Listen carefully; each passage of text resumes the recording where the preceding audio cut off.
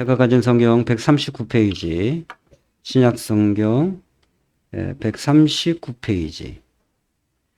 네, 누가복음 12장 13절부터 21절 말씀까지인데, 저는 오늘 그 13절부터 15절 말씀 가지고 나눌 거예요. 요 질문과 답이 있은 이후에 16절에 그리고 그들에게 비유 하나를 말씀하셨다. 어리석은 부자 이야기가 이제 나오고 있어요. 연결되는 부분이기 때문에 21절까지는 보지만 오늘 말씀은 13절부터 15절까지 나누길게요. 자, 교독하겠습니다. 13절부터 21절까지. 무리 가운데서 어떤 사람이 예수께 말하였다. 선생님, 내 형제에게 명해서 유산을 나와 나누라고 해 주십시오. 예수께서 그에게 말씀하셨다. 이 사람아, 누가 나를 너희의 재판관이나 군대인으로 세웠느냐?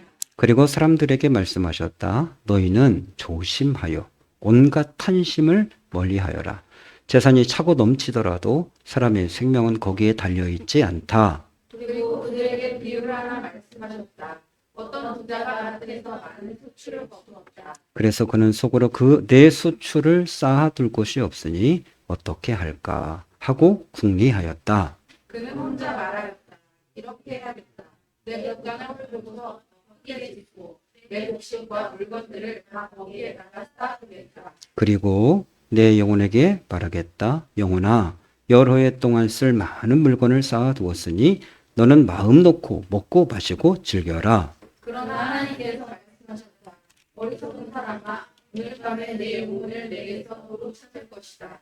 그러면 내가 장만한 것들이 누구의 것이 되겠느냐? 같이요. 자기를 위해서는 재물을 쌓아두면서도 하나님께 대하여 부여하지 못한 사람은 이와 같다. 아멘.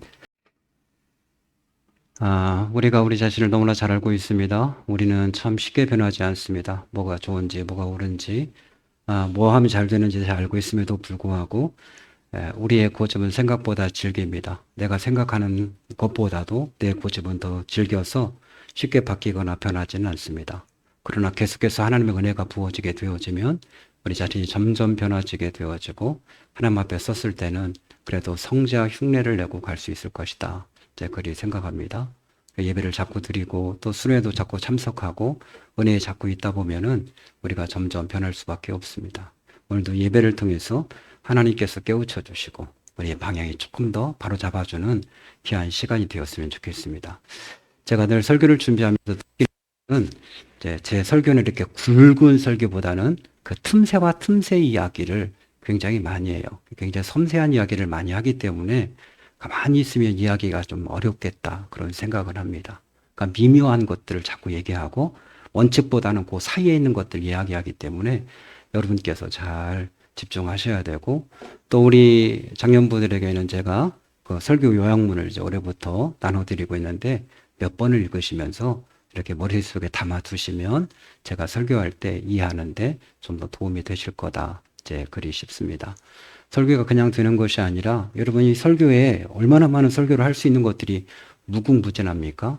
어떤 분은 태초에 하나님의 말씀으로 천지를 창조하시냐 이 말씀을 가지고 3년 동안을 설교했다는데 뭐 충분히 3년 동안 태초에만 가지고도 얼마든지 설교할 수 있죠. 천지를 가지고도 그냥 그죠? 말씀으로 이것만 가지고도 1년씩 해가지고 3년을 설교하셨다고 하는데 성도들은 지겨워 죽겠죠.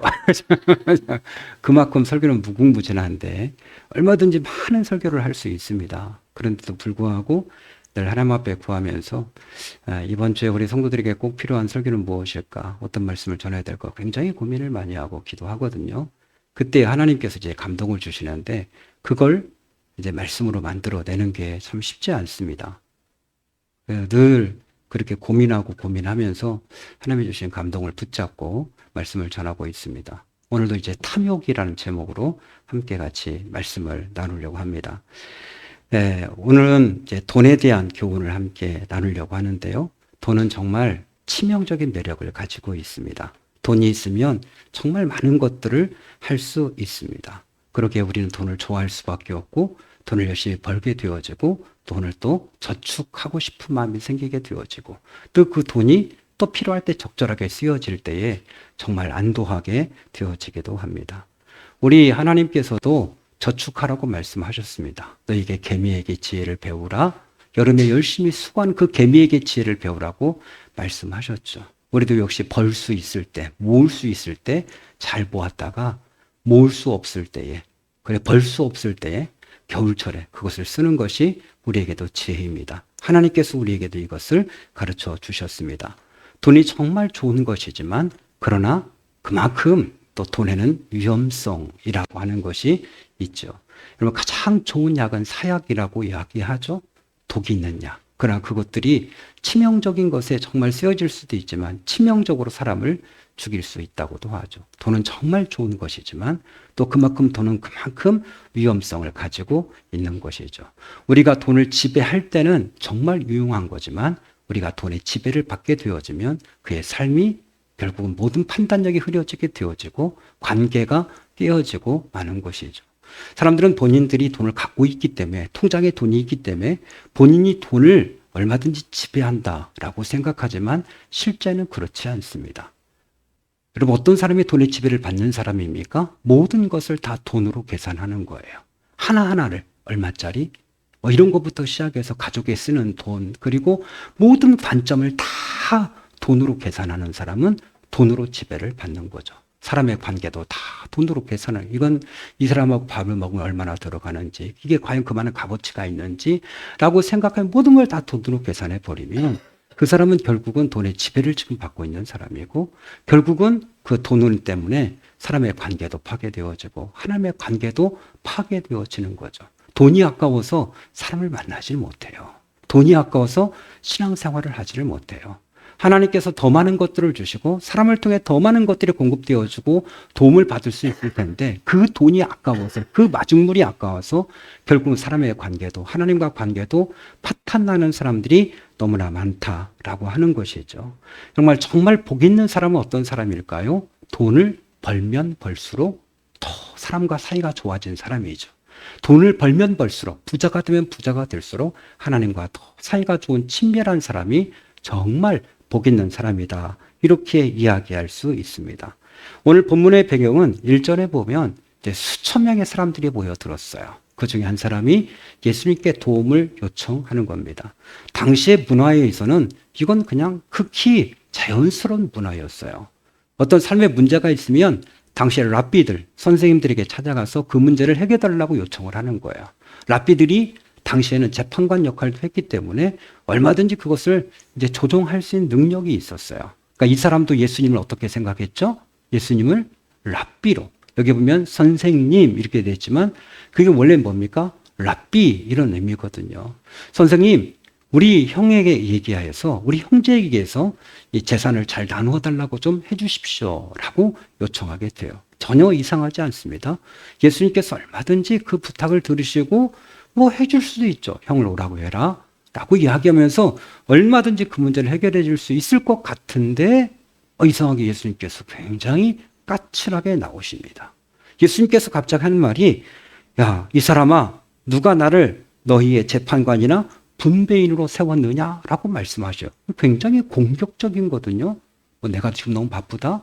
나는 그런 일까지는 신경 쓸 여력이 없다. 지금 봐라 사람이 너무 많다. 이렇게 말씀하시고 넘어갈 것 같은데 이 사람아. 이거 아무나 쓰는 말 아니잖아요. 야, 이 사람아. 이렇게 이 말을 아무나 쓰는 게 아니죠. 이 사람에게 있을게. 야, 이 사람아. 내가 누가 나를 너희의 재판관이나 분배인으로 세웠느냐라고 말씀하시면서 그리고 하신 말씀이 너희는 조심하여 온갖 탐심을 멀리하라. 재산이 차고 넘치더라도 사람의 생명 거기에 있지 않다. 이렇게 말씀하셔요. 예전 말씀 같은 뭐로죠? 왜요? 탐심의 결국은 생명의 넉넉함은 탐심에 있지 않다. 이렇게 말씀하셔요. 왜 예수님께서 이 사람에게 이렇게 도움을 주기보다는 면박을 주고 그리고 굉장히 까칠하게 말씀하셨을까? 아마도 예수님께서 그 사람 마음속에 있는 탐심을 보았을 것이다. 라고 우리가 유추해 볼 수 있습니다.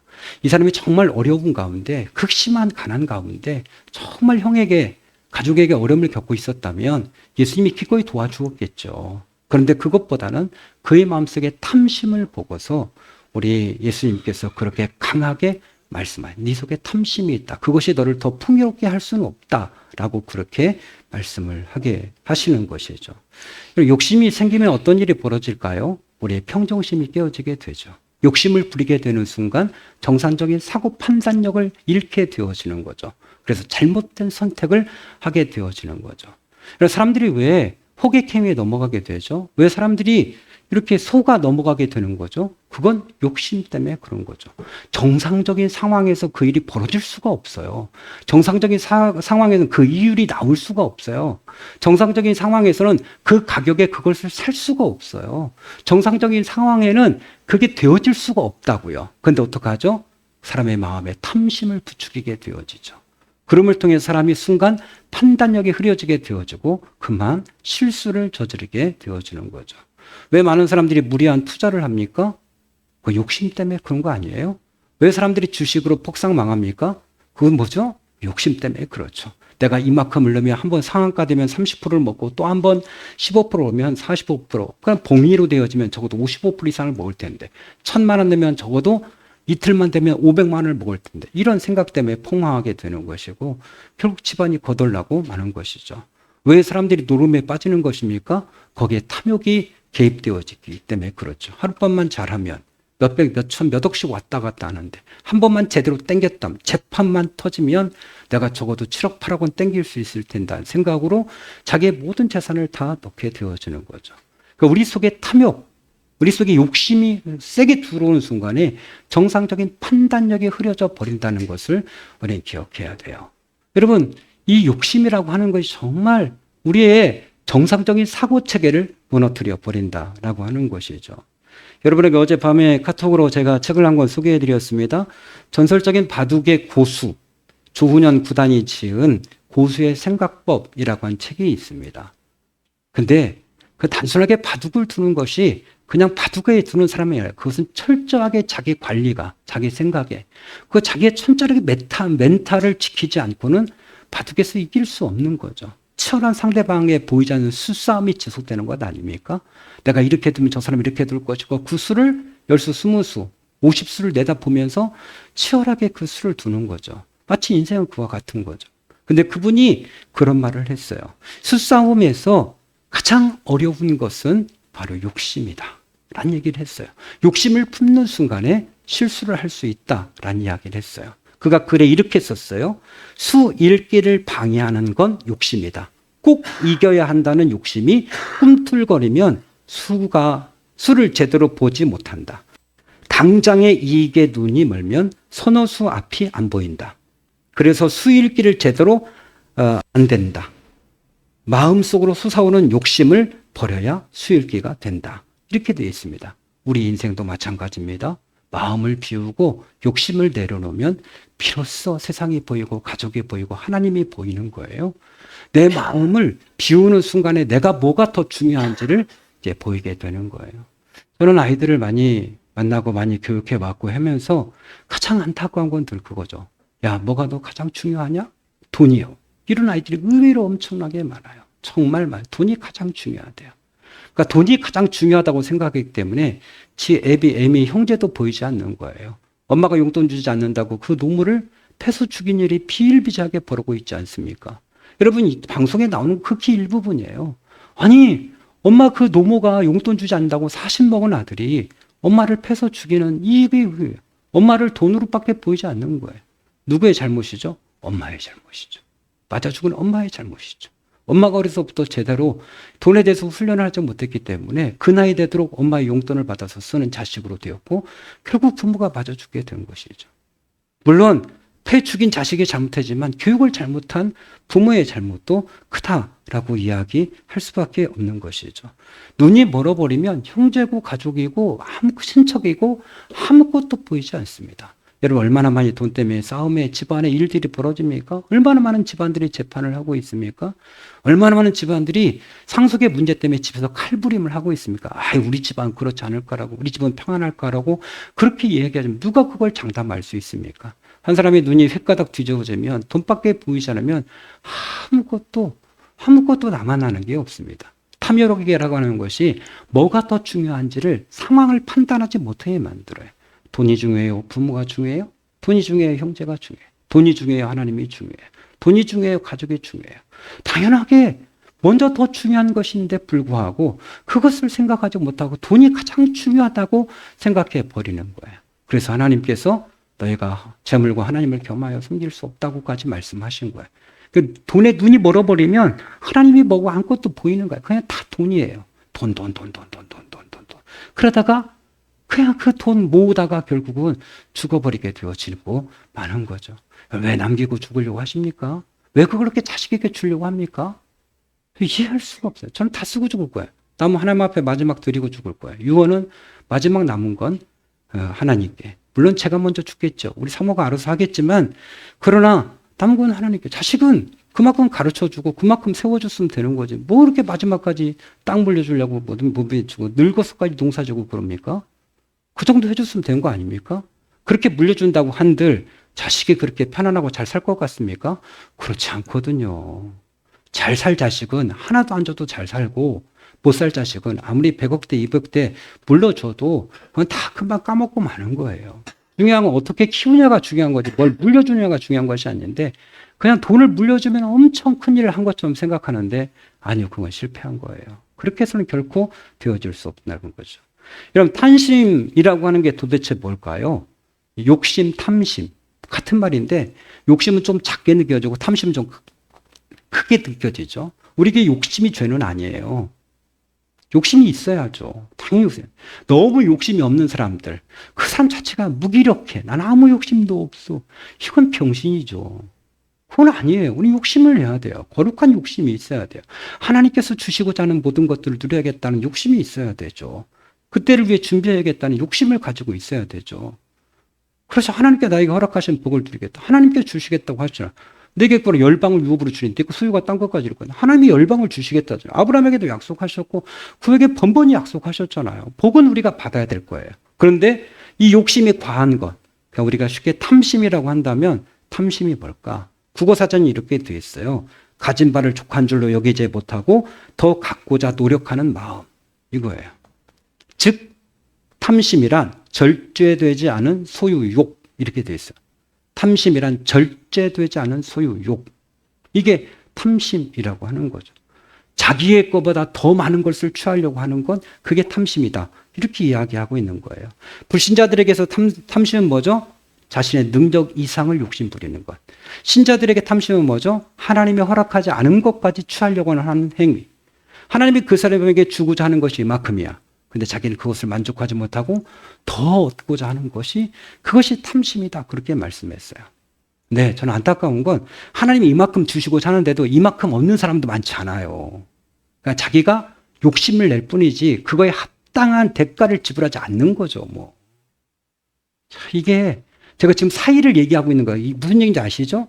열심히 노력하지 않는 자, 그저 그냥 욕심만 부리고 탐심만 부리고 남의 거 빼앗으려고 하는 자, 시각큰 범죄지만 그러나 열심히 노력함에도 불구하고 하나님이 허락하신 그 분량이 있다고요. 그러나 그 이상의 것을 자꾸 욕심 부리면 안 된다고요. 하나님께 우리에게 아내를 몇 명 허락하셨어요? 1명 허락하셨죠. 2명, 3명 욕심내면 안 되죠. 그건 탐심이죠. 하나님께서 우리에게 살 집을 몇 채 허락하신 거예요? 한 채만 하나님께서 허락하신 거예요. 하나님의 뜻이에요, 그건. 내가 2채, 3채 갖고 있으면 또 다른 백성들이 고통과 어려움을 겪어요. 정상적인 신앙이라고 한다면 땅 투기하면 안 돼요.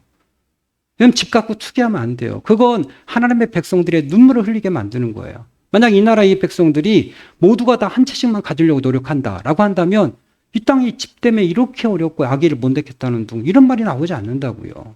모두 다 욕심을 부리고 있기 때문에 탐심을 부리고 있기 때문에 이렇게 인구 절벽이 되어져서 이렇게 6.8%까지 막 내려오고 지금 점점 더 도대체 이게 0.8%까지 내려왔는데 6, 8%까지 내려왔는데 언제까지 더 내려갈지 아직 예측할 수가 없고 계속 브레이크가 안 잡히고 있어요.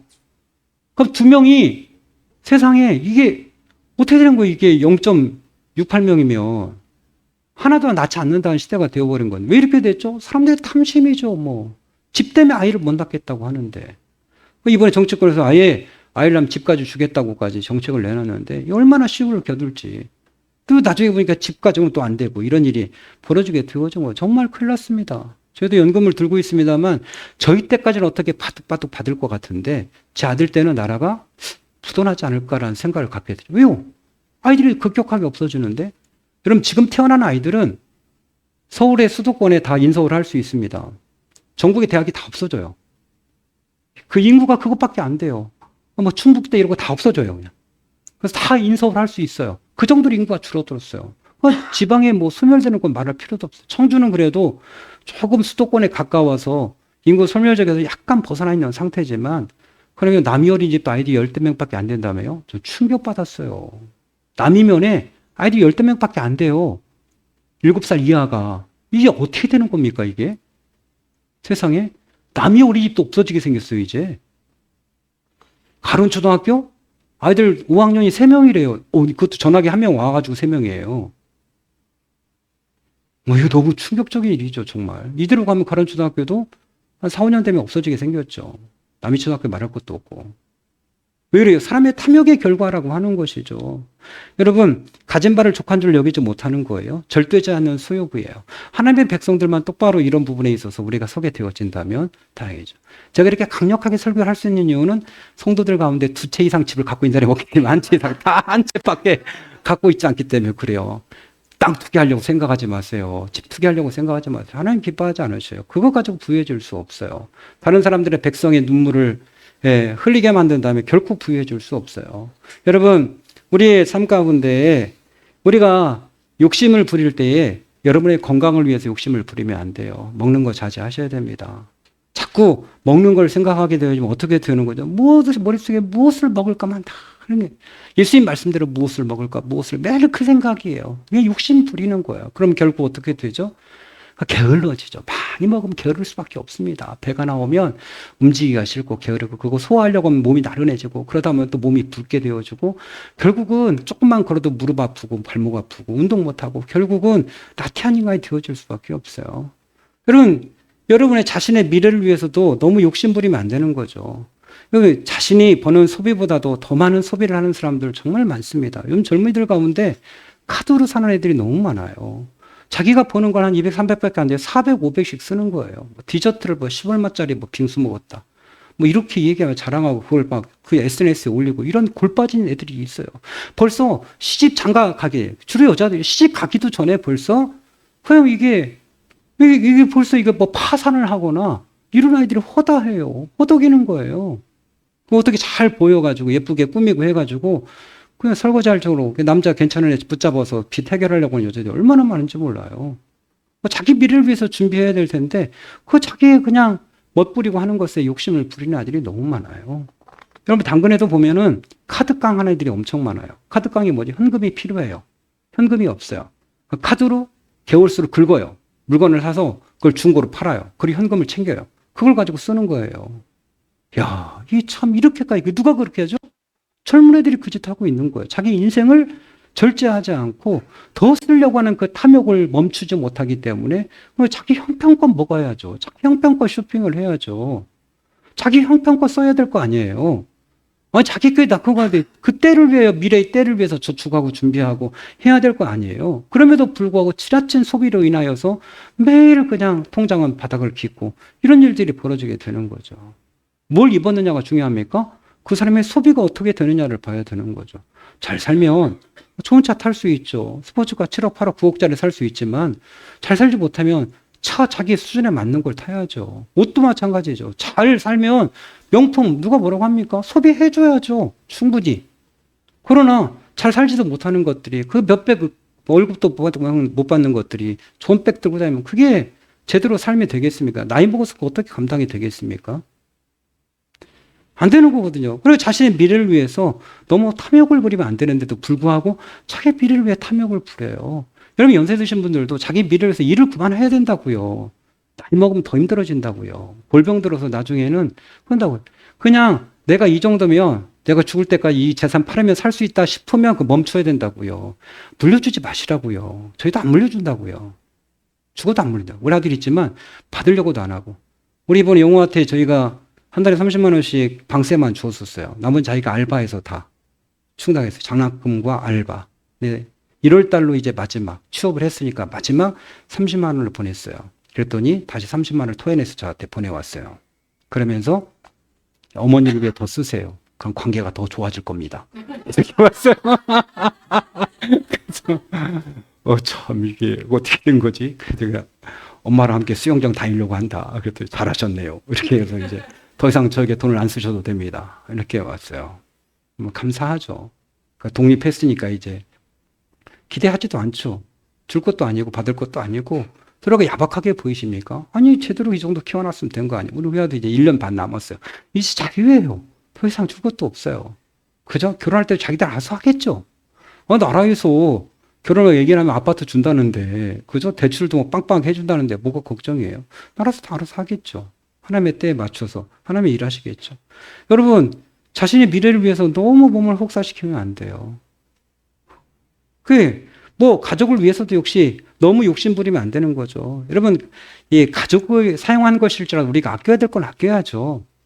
그죠? 수준에 맞춰서 쓰기는 해야죠. 그러나 가족을 위해서도 과도하게 아끼는 분들이 있어요. 계속 돈으로 계산하는 거예요. 이거 얼마짜리인데, 얼마짜리인데. 이거 얼마인데. 가족한테 쓰는 걸 여러분 그렇게 아까워면 안 돼요. 물론 자기의 수준 이상으로 쓰는 건 문제가 되지만 어느 선까지 내가 가족을 위해서 쓰겠다라는 생각을 가지고 가족을 위해 베풀어야 된다고 자꾸 쪼는 거예요. 남편이 돈 관리하면 계속해서 우리 돈 없다, 어렵다 계속 하면서 부인에게 압박을 계속 주는 거예요. 아니 그렇게 무능력하면서 어떻게 부인을 사랑한다고 얘기해요. 내가 당신을 위해 최선을 쓸 수 있는 금액이 이것이다. 당신 아껴 사용해라고 얘기하면 되는 건데 못 믿는 거죠. 뭐 그렇게 못 믿을 거면 왜 데려와서 그렇게 고생시켜요.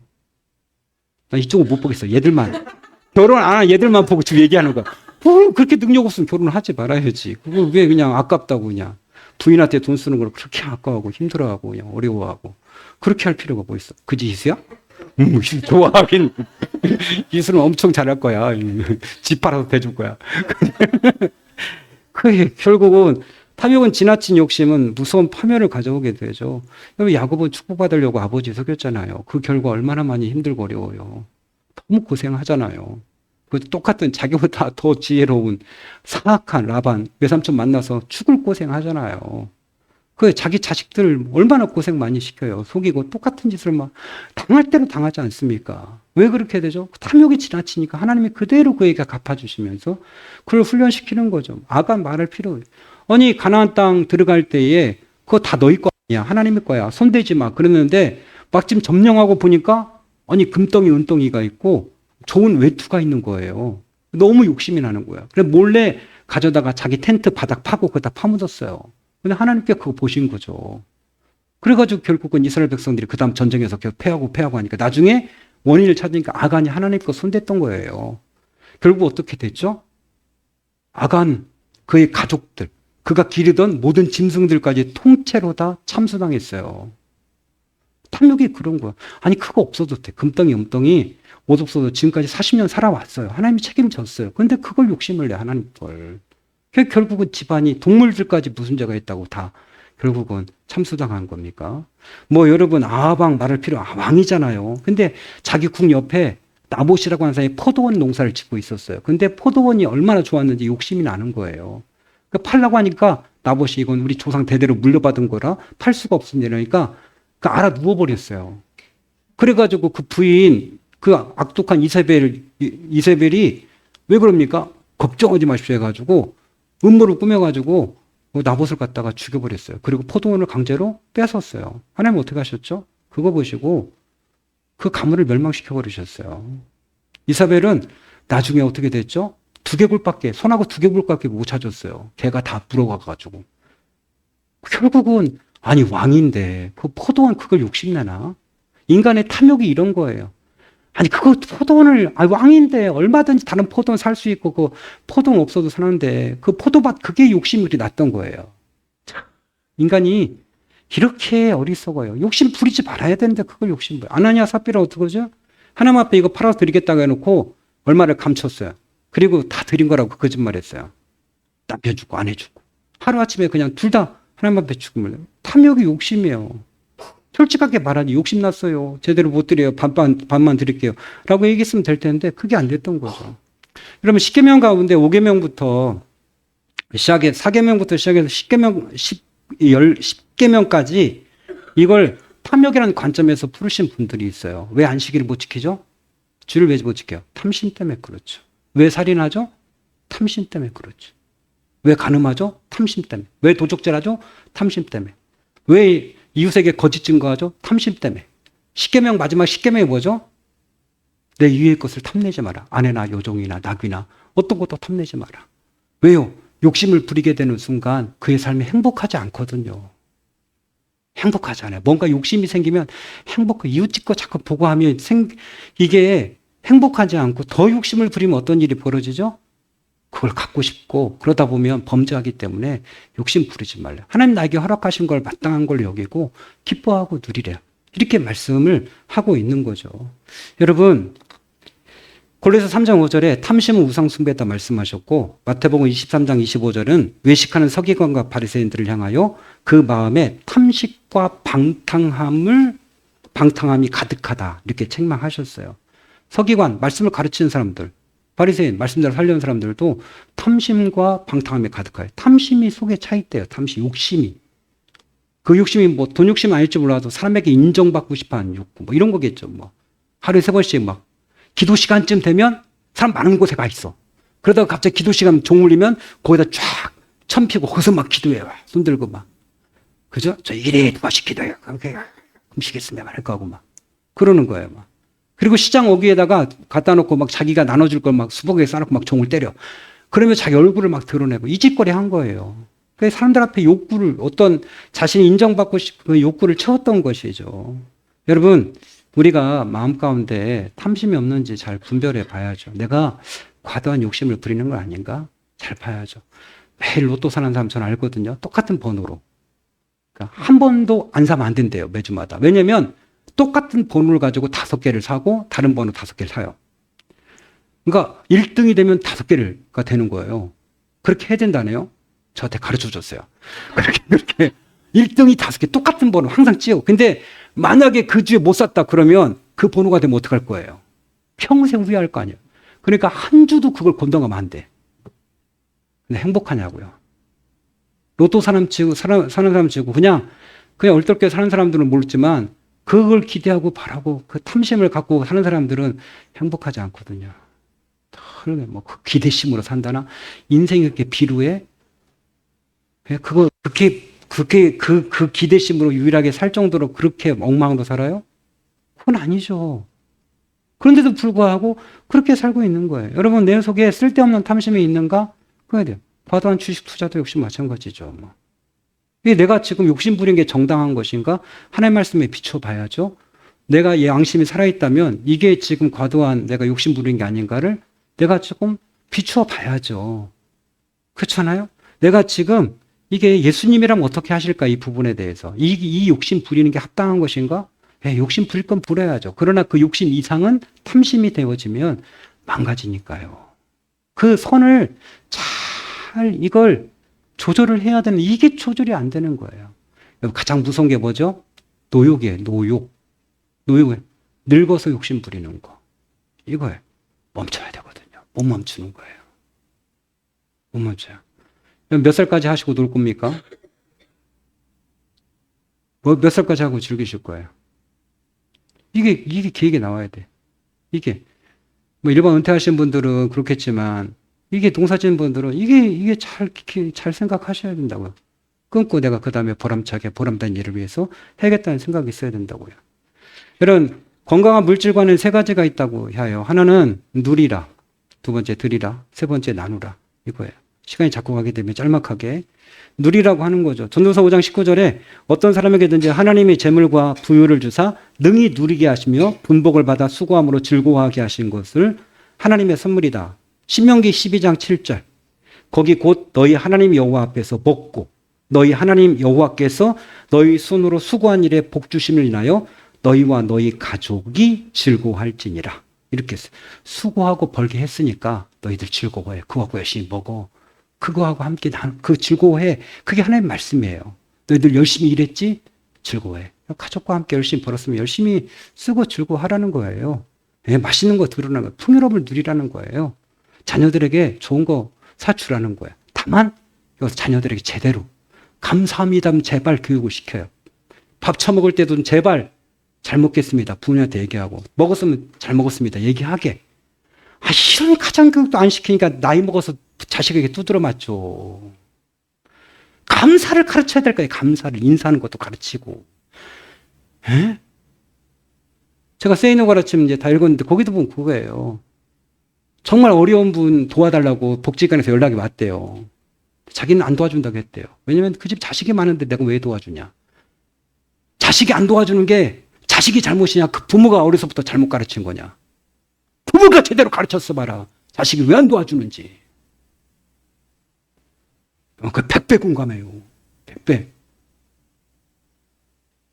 죄송합니다. 100배 공감해요. 제대로 가르쳐 보십시오. 자식이 왜 안 도와주겠어요, 부모를. 어려서부터 감사를 가르치지 못하는 거예요. 밥을 처먹었으면 감사하다고 말해, 이놈 시키더라. 잘 먹겠다고 얘기하고, 부모님한테도 용돈을 주면 감사합니다 얘기하고, 감사합니다. 잘 쓰겠습니다. 얘기해야지. 통장으로 받았으면 문자라도 잘 받았습니다. 감사합니다. 얘기를 해야지. 요즘 통장으로 꽂아주니까. 띠독 왔네. 그러면 그냥 씹어. 당연한 거니? 그게 당연한 거야? 이렇게 개판으로 교육시키니까 이게 그 누리게는 해주는데 애들이 감사가 없어. 더 안 준 거에 대해서 불만하고 원망해. 여러분 감사합니다 안 하면 주지 말아야 돼요. 부모들이 도대체 무슨 생각을 하고 가르치는지 이해할 수가 없어요. 나중에 두드려 맞을지어다. 자식들에게 혹사를 당할지어다. 이렇게 저주할 수 있어요? 그럼 큰일 나죠. 근데 안 되는 거예요. 가르쳐야 돼요. 어려서부터 인사법도 가르치고 감사합니다. 죽기 살기로 가르쳐야 돼요. 항상 감사합니다. 뭘 주면 애들이 감사합니다. 이렇게. 심지어 개모야라고 할 정도로 감사합니다. 이거 해야 된다고. 먹고 나서도 감사합니다. 잘 먹었습니다. 이 얘기를 훈련시켜야 된다고요. 안 하면 빨리 해. 이렇게. 그냥 준 거 아니잖아. 아빠가 이 추운 날에도 벤트 칠하면서 바깥에서 얼어 죽으면서 벤트 칠해서 이렇게 먹여주는 거 아니야. 감사합니다. 해. 이게 얘기를 해야죠. 그죠? 아빠가 이게 올라다라 내려 가면서 벌어서 너를 간식을 사주는 거야. 너는 감사하다고 얘기해야 돼. 얘기해야죠. 이게 어려서부터 가르쳐야 된다고요. 여러분 누려야 돼요. 자식에게 잘해야 돼요. 형편껏 누리면 돼요. 형편껏. 지나치게 누리란 말이 아니에요. 형편껏. 내가 상황에서 지금 이 정도면 합당하게 누려야 된다. 그거 최적이 아니야. 여러분 많이 벌면 좋은 차 타십시오. 좋은 옷 입으십시오. 우리 교회도 그죠? 좋은 것들 많이 갖고 오십시오. 그걸 죄악시하면 안 돼요. 자기 형편껏 하는 거죠. 그렇지 않아요? 우리 집사람 이번에 최고 작은 차 하나 사줬는데 저는 생각한 거죠. 형편껏. 가능하다. 생각한 거죠. 얼마나 행복해 하는지. 몰라요. 그죠? 행복하지. 왜 형편껏? 무리가 되지 않으니까는. 두 번째 드리라고 하는 거죠. 그러니까 나의 모든 소득은 하나님께로부터 온 것이죠. 신명기 18장 17절 18절에 보면 또 두렵건대 내가 마음에 이르기를 내 눈과 내 손의 힘으로 내가 이 재물을 얻었다 할까 하노라. 나 하나님 여호와를 기억하라. 그가 내게 재물 얻은 걸 주셨다. 하나님의 걱정이 하나 있어요. 이들이 광야에 있다가 가나안 땅에 들어가면 그들이 농사 짓고 막 이렇게 해가지고 부유하게 될 거 아니에요. 그러면 그들이 생각할 때 이건 나의 능력이야 할까봐 그게 두렵대요. 그게 아니고 하나님이 도와주셨대요. 그걸 얻을 수 있는 힘을. 우리는 알잖아요. 내가 노력한다고 되진 않아요. 하나님이 도와주셔야 돼요. 아무리 모으려고 해도 모아지지 않을 때가 있다는 걸 우리는 알아요. 그죠? 아무리 힘써도 잘 안 될 때가 있어요. 하나님이 도와주셔야 그게 모아지고 소득을 얻게 되는 거죠. 여러분 우리가 하나님 앞에 11절 드리고 헌금을 드리는 건 하나님의 주권을 인정하는 거예요. 이게 하나님 거로부터 왔습니다라고 하는 주권을 인정하는 것뿐이에요. 그럼 어떡하죠? 30배, 60배, 100배에 얻게 하시겠다고 하나님이 약속하셨잖아요. 실제로 그렇고. 오늘 그걸 경험하기 때문에 하나님 앞에 드리라. 제일 처음에는 누리라. 드리라. 세 번째는 나누라예요. 너 혼자 배불리 먹고 혼자 그렇게 즐기지 말고 주변 사람들을 나누라는 거예요. 히브리서 13장 16절 오직 선을 행함과 서로 나눠주기를 잊지 말라. 하나님은 이 같은 제사를 기뻐하시느니라. 잠언서 19장 17절 가난한 자를 불쌍히 여기는 것은 여호와께 구워드리는 것이니 그의 선행을 그에게 갚아주실 것이다. 가난한 자를 도와주는 건 하나님 앞에 구워주는 거래요. 야, 정말 표현이 멋있어요. 나눠주래요. 어려운 사람들 섬기래요. 이렇게 자꾸 베풀고 내가 조금 도울 힘이 있으면 도와주래. 그래도 우리 교회 성도들 가운데는 이렇게 기아대책에도 또 이렇게 컴패션에도 도와주고 이렇게 소리 없이 섬기고 하셔서 너무 감사해요. 또 개척교회에도 이렇게 따로 도와주시고 또 다른 데 도와주신 분들도 또 계시고 도와주래요. 하나님 앞에 구워드리는 거예요. 하나님께서 마르지 않은 축복을 허락해 주시는 거죠. 결론을 맺도록 하겠습니다. 여러분이 가지고 있는 욕심이 뭐죠? 그냥 이걸 합당하다고 생각하는데 잘 생각해 보면 내가 욕심을 가지는 순간 나의 중심이 흐트러져요. 목회자도 욕심을 갖는 순간 흐트러져요. 왜요? 성도들의 불만을 갖게 되어지고 상황을 원망하게 돼요. 그럴 필요 없어요. 하나님 허락하신 것만큼이에요. 여러분, 하나님께서 이미 주신 것에 대해서 자족하시고 만족하시고 하나님이 더 주실 것 같으면 기도하시고 더 노력하시고 하시면 돼요. 누리십시오. 하나님이 주신 것 가지고 누리고 그렇게 있으면서도 불구하고 없는 척 하면서 찡찡거리게 가족도 힘들게 하지 마십시오. 누리시고 그 다음에 여러분 만약에 내가 잘못된 욕심이라 한다면 욕심을 내려놓으셔야 됩니다. 여러분 여러분의 소득으로 행복하게 하시고 누리시고 드리시고 하나님께 더 좋은 것들로 갚아주실 줄로 믿습니다. 우리 함께 같이 찬송하시겠습니다.